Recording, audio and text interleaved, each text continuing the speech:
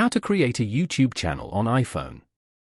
To get started, first of all go ahead and open up the YouTube application on your phone.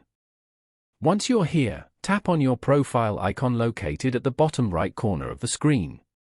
This takes you to your account page, where you can manage your settings and history. From this menu, tap on the Create a Channel option. Here, you can change your picture, name, and handle.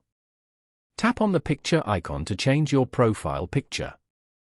Then, tap on the pencil icon beside name to edit your channel's name. Enter your desired channel name and tap on Save as shown. After that, tap on Handle to edit your channel's handle. Your channel is now successfully created. Following these steps, you can easily create a YouTube channel on an iPhone. Thank you for watching.